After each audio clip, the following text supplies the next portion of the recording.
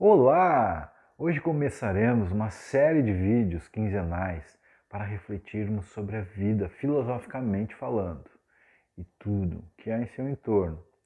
Será que a filosofia e a literatura poética andam junto, lado a lado? Fica aí para descobrir e vem comigo por esses caminhos filosóficos. Roda a vinheta!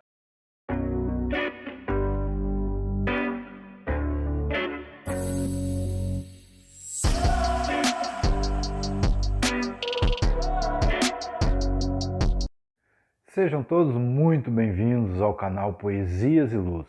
Sou o Fábio Rodrigues e hoje vamos começar uma série de vídeos para reflexão sobre a vida filosoficamente falando e suas entranhas.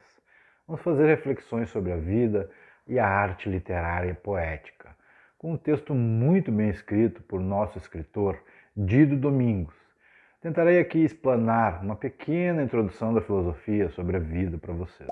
Já te inscreve aqui, deixa aquele joinha legal, ative o sininho para vocês não perderem nada no nosso canal. Está maravilhoso o tema. Vamos ao texto do nosso escritor Dido Domingos. A vida. Falar sobre a vida, considerando toda a complexidade que envolve o tema e seus desdobramentos, não é uma tarefa tão simples. Aqui irei me debruçar tentando explicar do ponto de vista filosófico, embora, como sabemos, a maioria dos estudos científicos em torno da origem da vida, o qual abrange, não erroneamente, a evolução química em modo multidisciplinar no meio científico, cingido além dos estudos profundos de química e biologia, e não obstante conhecimentos da física, astronomia, geologia, entre outros. Haja vista que sua teia complexa ainda se encontra muito distante, aliás, infinitamente a anos-luz de distância, o que nos faz chegar a um ponto em que a verossimilhança nos aquiete por enquanto. Conhecendo esse vasto universo de modo simplório, diante da sua vastidão, inalcançável e impossível ao homem desbravá-lo, senão de modo metafísico, e que mesmo assim se divide as ideias entre os grandes filósofos pensadores, que se debruçam a explicar. Por exemplo, nos estudos de Aristóteles, século V a.C., a subdivisão fundamental da filosofia tem como característica a investigação das realidades transcendentes, a experiência sensível, que, segundo ele, é capaz de fornecer um fundamento a todas as ciências particulares, por meio da reflexão a respeito da natureza suprema, do ser. Filosofia primeira. Já na filosofia contemporânea de Immanuel Kant, século XVIII, ele defende que o estudo das formas ou das leis continuem a razão, nas quais ele diz serem fundamentais a toda a especulação sobre as realidades suprassensíveis. Totalidade cósmica, Deus ou ânima humano, e ainda fontes de princípios gerais para o conhecimento empírico. Dá para entender a complexidade disso? Claro, existem vários outros filósofos que tratam do tema com pensamentos ainda mais complexos e divergentes, mesmo com uma base platônica, como por exemplo Hegel em seus estudos de fenomenologia, enfim, uma dialética filosófica empírica. Essa questão continuará sem uma resposta, creio eu, durante toda a existência da humanidade, sem deixar de ser um objeto de reflexão, pois a definição ou ideia incontroversa ainda não foi possível.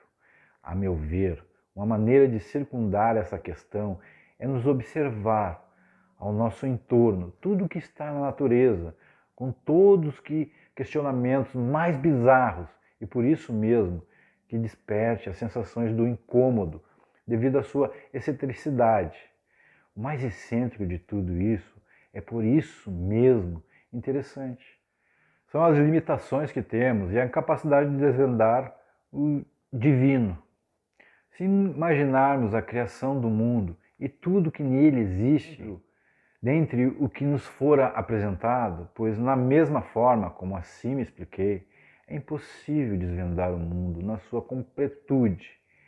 Da mesma forma, a vida, a qual considero um universo em escala menor, tão complexa quanto o universo global, sendo nós parte dele. A diferença é que entraremos numa fase de senescência e não sobreviveremos para além de um certo limite temporal, isto é, morreremos enquanto o mundo continuará sendo o mundo, e nossa ânime, alma, enquanto estivermos vivos, e o espírito, outra parte, complexa de entender, mas tornemos como a consciência individual de cada um.